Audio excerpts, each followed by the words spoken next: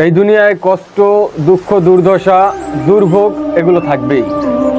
যদি আপনার জীবনে কষ্ট না আসে, যদি আপনার জীবনে খারাপ সময় না আসে, তাহলে এই দুনিয়ায় বেঁচে থাকার মূল্য আপনি হারিয়ে ফেলবেন। দেখুন, আপনি যখন এই দুনিয়ায় খুব সুন্দরভাবে স্বাচ্ছন্দ্যে জীবনযাপন করতেছেন, ঠিক তেমনি তখন সময় আপনার এই দুনিয়ায় কেমন একঘেয়েমি আসে, আপনার তেমন সময় ভালো যায় না। কিন্তু যখন আপনার একটু বিপদ আসবে, তখন আপনি আল্লাহকে স্মরণ করবেন। যখন আল্লাহ সেই বিপদ থেকে আপনাকে, মুসিবত থেকে আপনাকে রক্ষা করবে, তখন আপনি এই দুনিয়ায় নতুন একটা শান্তি খুঁজে পাবেন। ঠিক তেমনি এই দুনিয়ার ভিতরে আল্লাহ রাব্বুল আলামিন মুমিনদেরকে বিভিন্নভাবে পরীক্ষা করে থাকেন।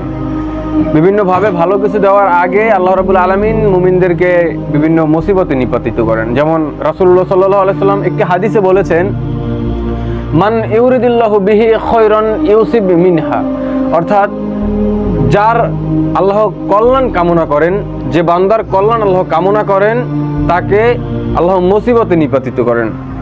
যদি কেউ বিপদে বালা মুসিবতে পড়ে, আমার মনে হয় এই হাদিসটা তার স্মরণ করা উচিত।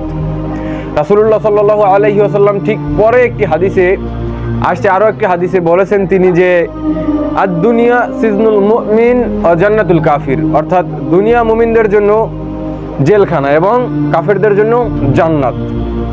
অর্থাৎ কাফেররা দুনিয়া বসে সব কিছু করতে পারবে, সমস্ত সুখ স্বাচ্ছন্দ্য তারা পাবে, কিন্তু মুমিনদের জন্য অনেক বাধ্যবাধকতা আছে, অনেক নিয়ম কানুন আছে, যেগুলোর ভিতরে থেকে তাদের জীবন যাপন করতে হয়।